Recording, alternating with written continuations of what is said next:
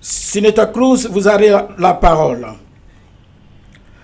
Ouais, bonne fête de l'Union africaine. En tant que membre du Sénat américain, votre rôle en tant que sénateur de haut niveau et en même temps membre du comité des affaires étrangères sur l'Afrique, surtout en Afrique particulièrement, nous espérons un grand package pour Afrique, pour pouvoir atténuer aux impacts du Covid-19. Alors, quel est votre avis concernant la croissance, le développement économique du continent africain? Je vous remercie bien, M. Tony, et à tous les participants. Et l'avenir du continent de l'Afrique. Et je peux vous assurer que le soutien économique, le soutien financier des États-Unis vers l'Afrique est très rassuré. Et nous sommes très ravis d'apprendre de voir comment les dirigeants politiques et les leaders politiques africains ont réagi vis-à-vis de cette pandémie. Et ça a été vraiment... OK. Nous avons tiré des leçons depuis la pandémie de Ebola. Et surtout, sous le leadership du président Ramaphosa de l'Afrique du Sud, et que nous unissions nos efforts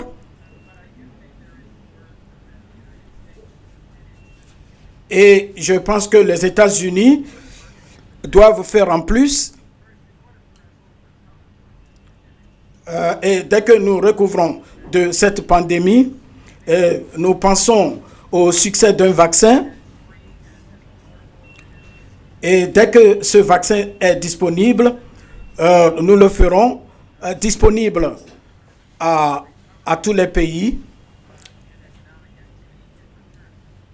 pour que les économies de chaque pays se reprennent. OK. De la sortie de la pandémie d'Ebola, les pays africains sont sortis plus forts. Et cette fois-ci, ils ont mis en place des mesures préventives contre le Covid-19. Et je pense bien que c'est un bon investissement dans ce sens. Et surtout, concernant la croissance du continent africain, surtout, et l'investissement dans les échanges, et tout récemment, il y a un nouveau développement de coopération entre la Chine, qui a sorti de 60 milliards de dollars dans le secteur privé. Et ce sont des opportunités de croissance. Et l'Afrique est le plus jeune des continents, et surtout avec la jeunesse africaine, et qui s'explique dans l'entrepreneuriat, où il se collaborer avec les jeunesses du Kenya. Et le Kenya doit faire plus pour la jeunesse. Et quand le président Obama des États-Unis avait lancé ce programme, nous pouvons ensemble collaborer et investir dans ce sens pour la jeunesse africaine. Et dès que nous sortons de la crise de Covid-19, oui, nous ferons de mieux pour le continent africain. Merci. Nous vous remercions pour tout l'appui économique et le support et le soutien que vous avez pour le continent de l'Afrique. Et je sais bien le rôle que vous et vos collègues avons joué dans cet aspect. Alors, pour faire descendre la montée du Covid-19, qu'est-ce qu'on peut faire? Alors, quel serait le rôle que l'Amérique ou les États-Unis devraient faire dans ce sens, si rien n'est fait? Merci pour la question, M. Tony.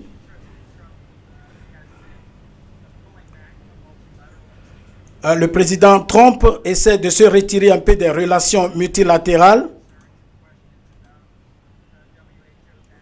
Oui, surtout dans l'aspect de l'Organisation mondiale de la santé.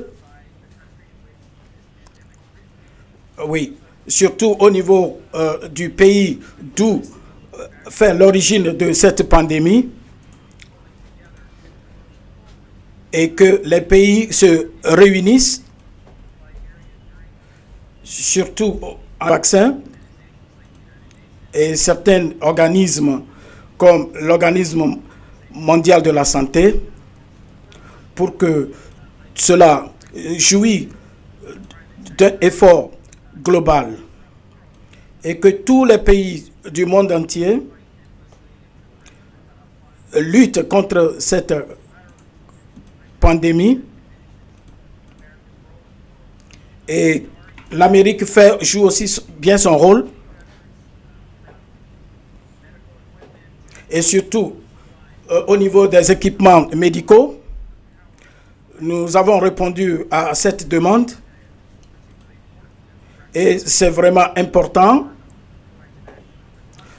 Une action collective de la part de tout un chacun pour pouvoir arriver à ce but. Merci beaucoup. Merci. C'est le moment de faire face à cette situation. C'est le moment de jouer nos rôles. Merci beaucoup. Et n'oubliez pas de faire comprendre au Sénat que nous avons vraiment besoin de plus d'appui et de soutien. Mon très bon ami Hakim, vous avez la parole.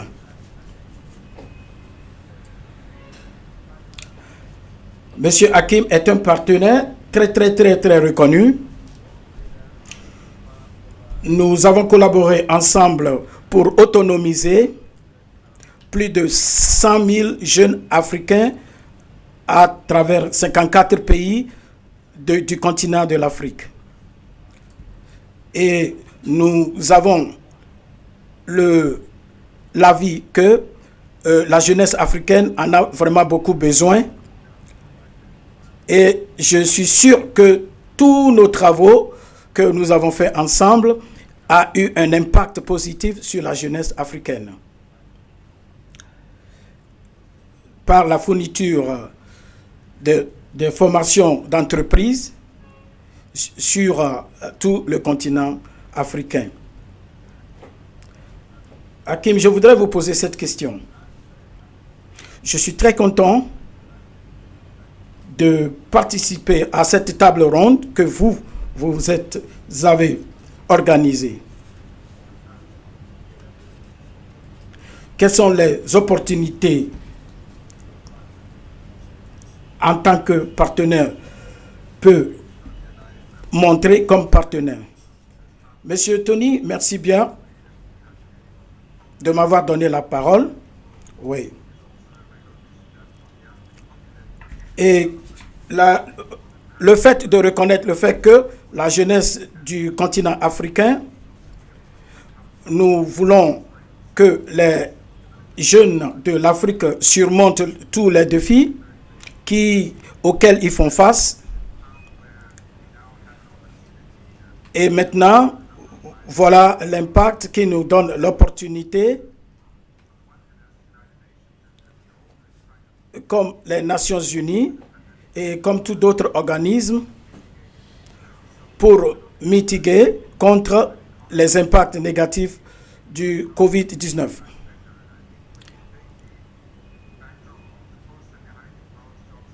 Et je pense que la bannière avec le thème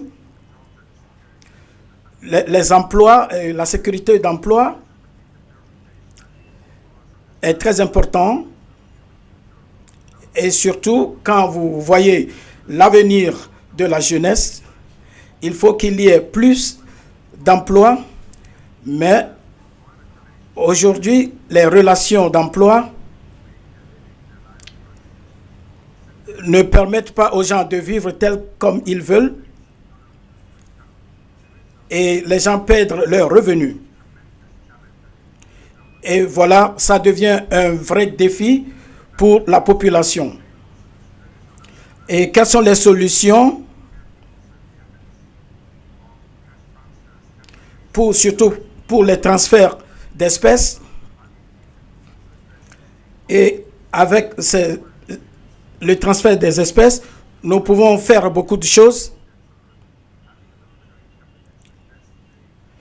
Et ayant vécu un peu de difficultés pour les transferts,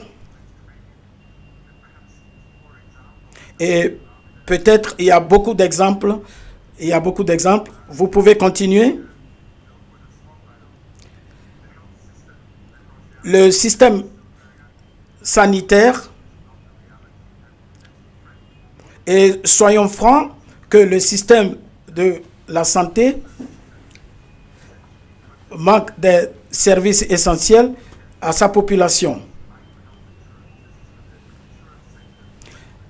Alors, donc, les secteurs d'assurance qui collaborent avec les gouvernements dans ce sens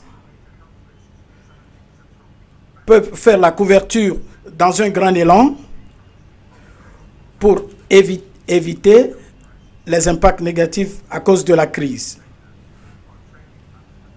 Nous avons parlé du commerce et des centaines de milliers d'enfants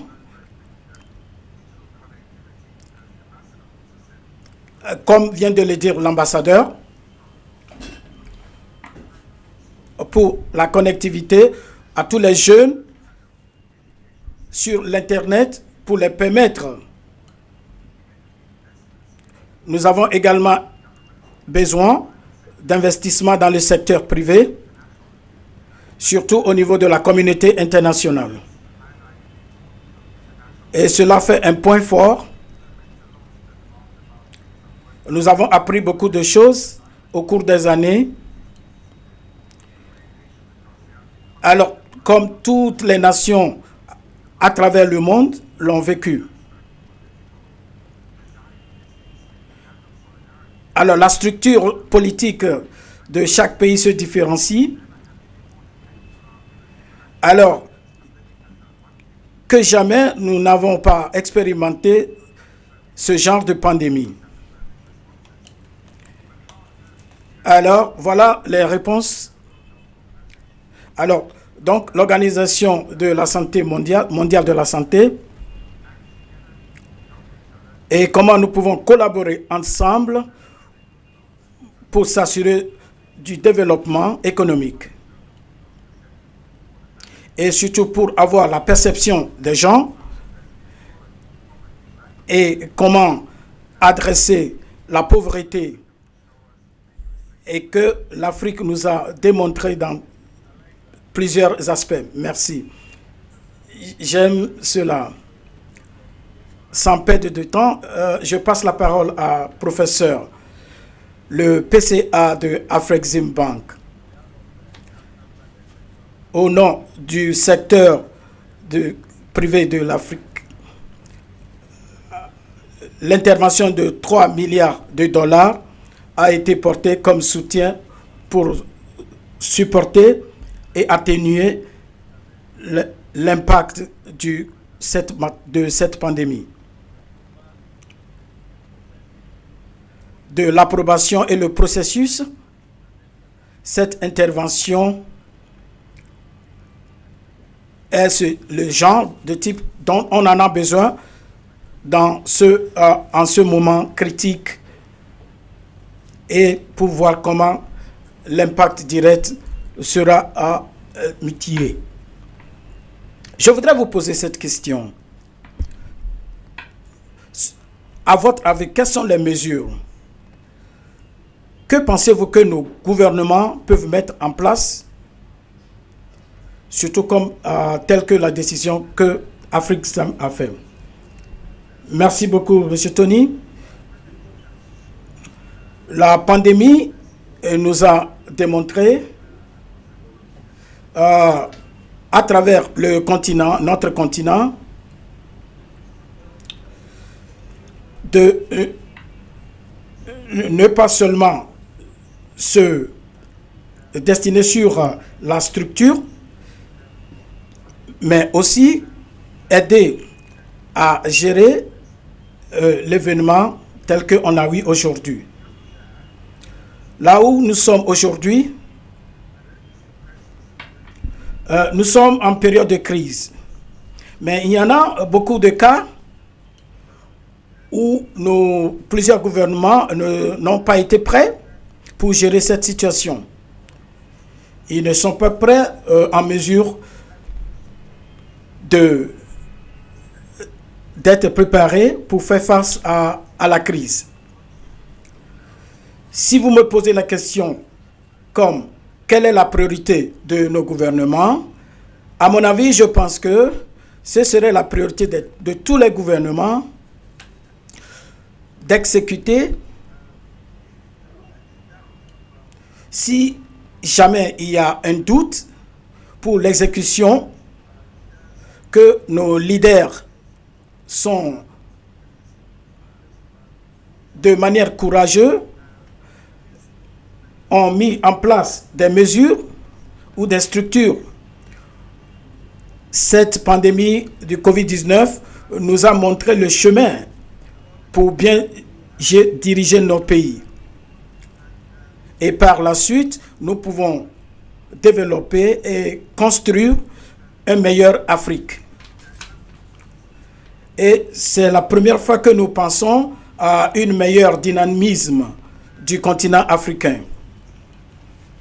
Par exemple, les importateurs des commodités, ces exportateurs souffrent, trouvent de difficultés parce qu'il n'y a pas de marché pour leurs produits. Donc, il y a certaines aussi qui en souffrent la même chose. Il y a des sociétés et des individus qui sont à la recherche des équipements médicaux, mais les infrastructures compatibles ne sont pas en place pour la production de ces équipements. Alors, nous attendons que ces équipements soient fournis de l'étranger. Et par exemple, la FCTE est la solution à ce problème. Nous devons nous servir de cette opportunité pour surmonter tout défi qui nous poserait au niveau de chaque pays et dans un sens collectif sur le continent. Dès que nous collaborons dans ce sens, nous allons progressivement construire des infrastructures mises en place pour que, dès que nous faisons face à ce genre de crise, ce serait très facile pour construire des grandes institutions. Si j'ai encore une minute, je peux vous le dire.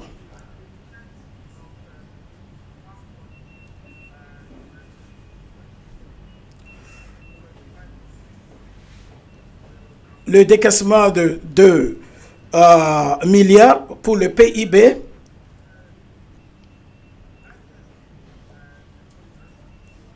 pour l'institution de financement le plus gros, les actifs totaux est qui fait moins de 5% du montant. Qui a aussi, à moins que nous mettons en place le marché propice pour porter d'aide aux institutions financières,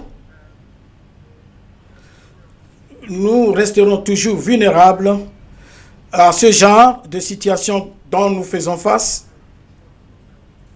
parce que nous n'avons pas beaucoup de problèmes avec les infrastructures, mais avec les dettes, l'Afrique est devenue l'épicentre de la dévastation économique.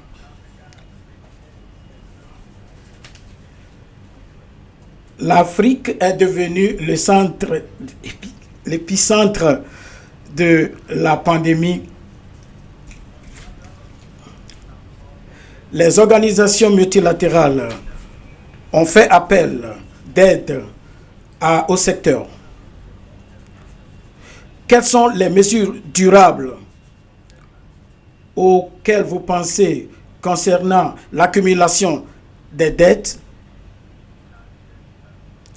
Il y a quelques jours, nous avons eu l'annulation des dettes au niveau du continent de l'Afrique. Pour continuer, laissez-moi vous dire, en 2006, la dette totale du continent Afrique a dépassé 300 milliards. Aujourd'hui, ça dépasse 1 trillion de dollars. La genèse de l'augmentation que nous faisons face a été tout d'abord la crise des produits qui fait que beaucoup de pays se sont retrouvés dans des déficits de budget et que ces pays sont obligés d'aller faire des prêts auprès des pays de l'étranger. Et ils sont aussi rentrés dans des marchés de bons, de trésors. Et pour les sources bilatérales. Vous voyez, dans ce sens, la dette du ratio d'endettement,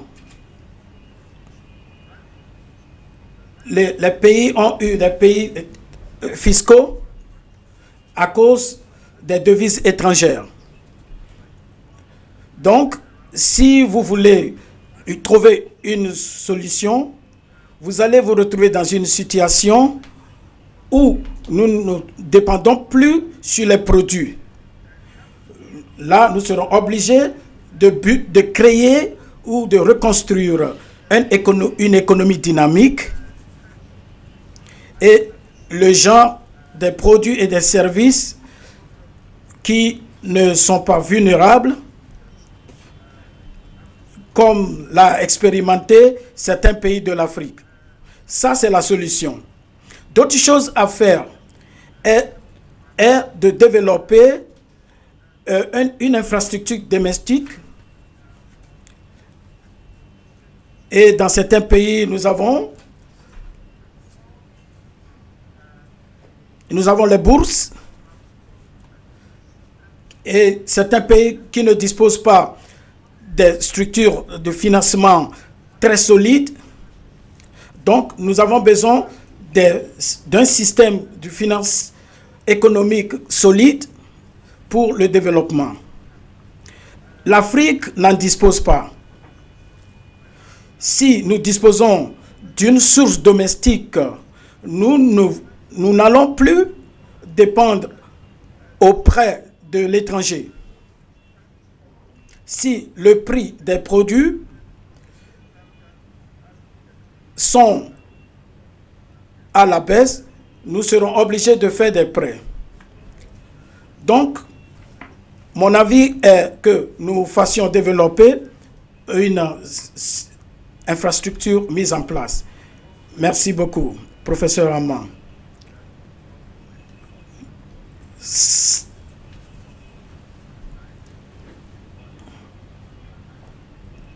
Ce matin, j'ai tenu une réunion, j'étais en réunion avec le gouverneur de la Banque centrale.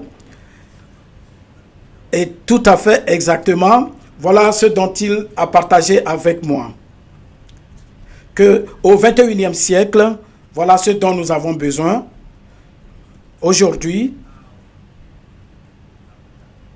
comment nous allons faire bouger le continent de l'Afrique en avance avec la situation de la pandémie du Covid-19.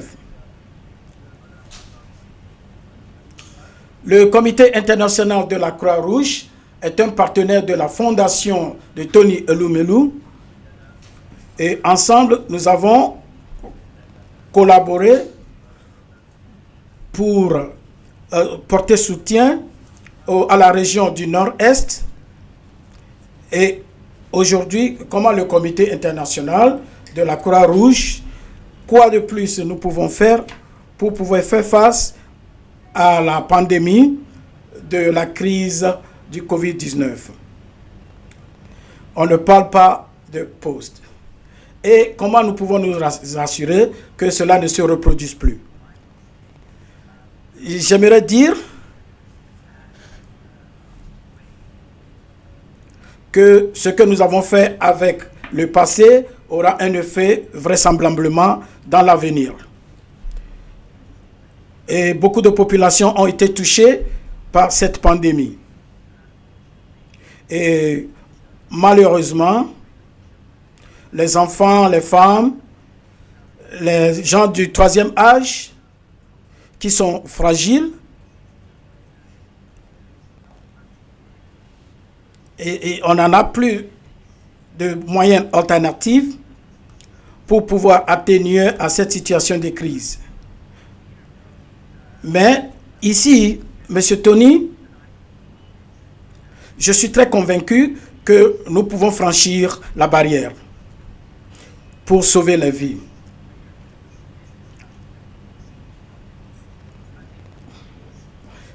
J'aimerais parler de 2 choses qui ont un effet sur l'Afrique.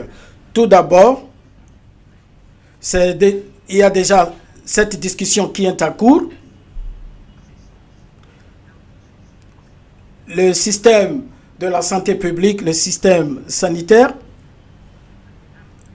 dans son sens global, surtout dans le secteur privé et public, de nos systèmes ont besoin du financement.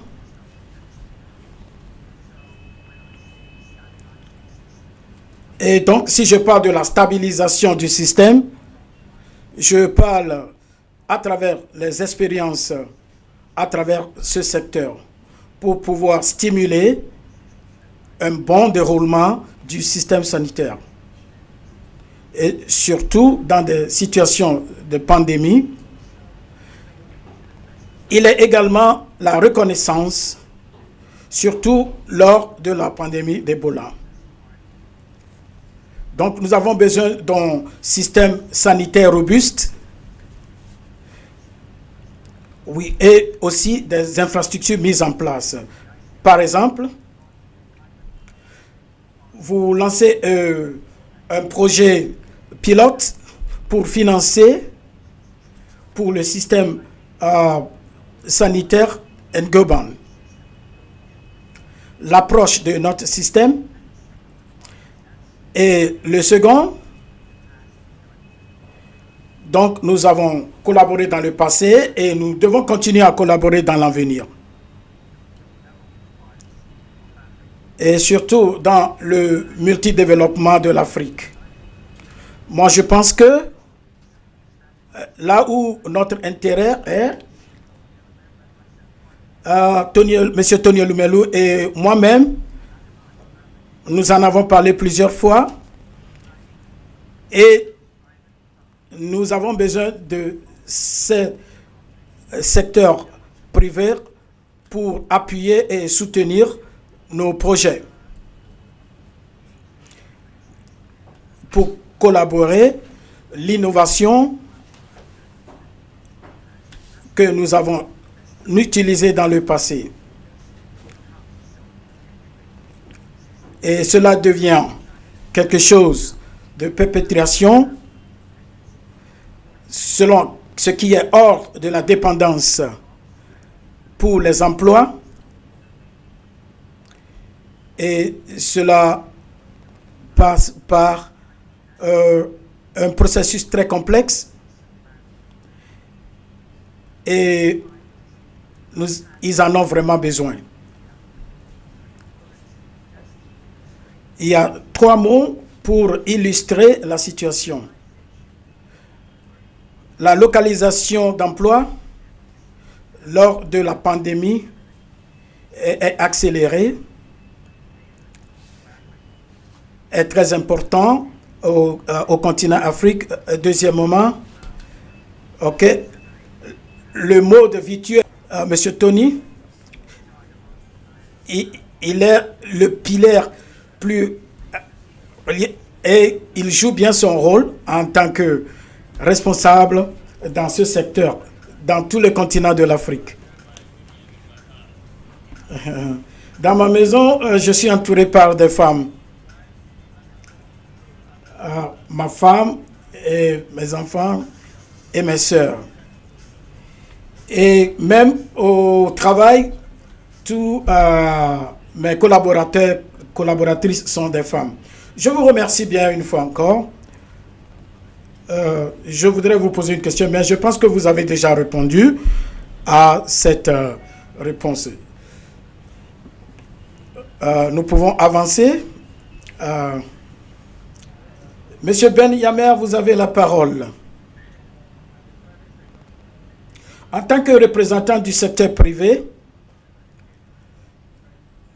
et surtout en tant que président du forum des présidents des entreprises de l'Afrique,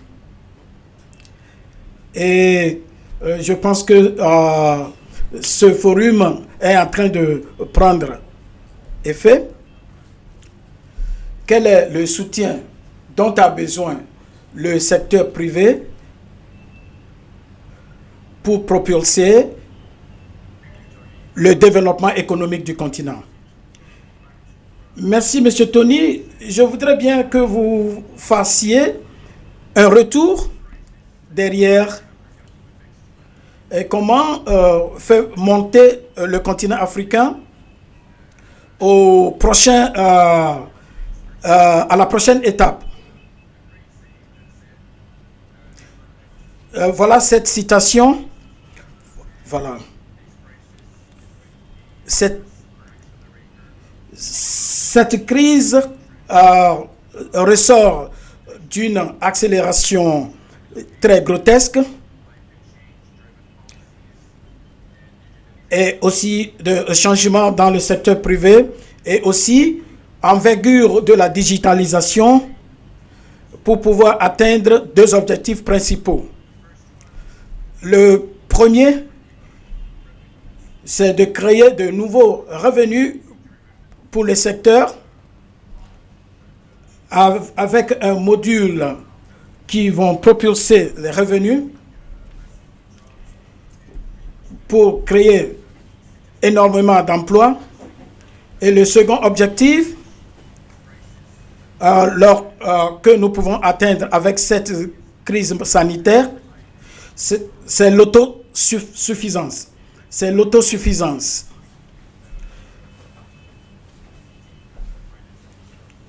La semaine dernière, lors d'une réunion avec le ministre des Finances de la France, nous sommes en train de préparer un programme vis-à-vis de la délocalisation et c'est ça qui a majoré sur l'ordre du jour. Vu ces 2 objectifs, l'autosuffisance fera objet de cette discussion.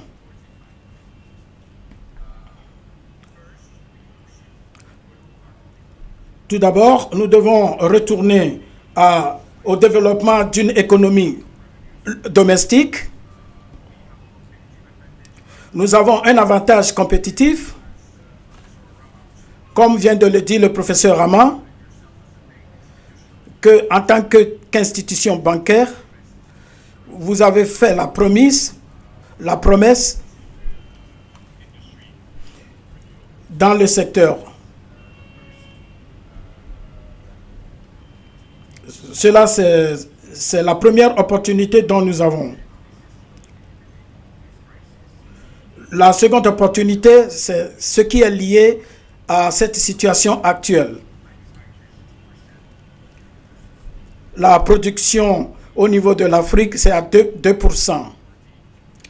Donc, toute dépendance est sur l'importation et cela n'est pas possible. Et ce n'est pas question de l'argent.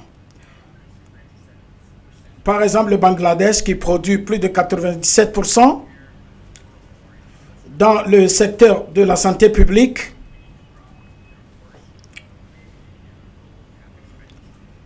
Et pour en faire en sorte que les dépenses globales dans le secteur de la santé publique, le second secteur, c'est l'agriculture. Il y a 10 ans, il n'y a pas beaucoup de progrès, d'amélioration qui a eu lieu.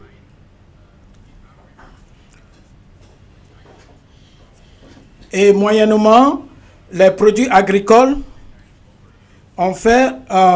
sont multipliés à 3%. Et là, nous avons le besoin de surmonter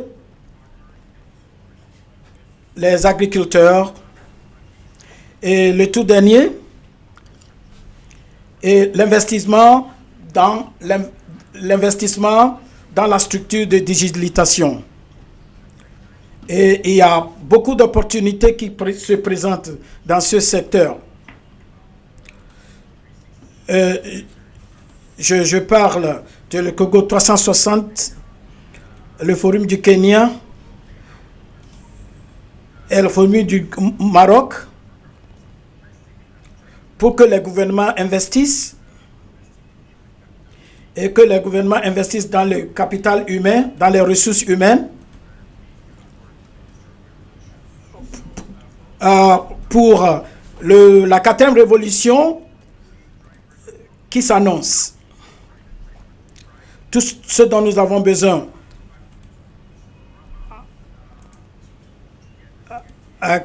comme vient de le dire le professeur Raman, c'est la première fois que le continent de l'Afrique s'est réuni pour collaborer ensemble et lutter et promouvoir des solutions durables face à cette crise.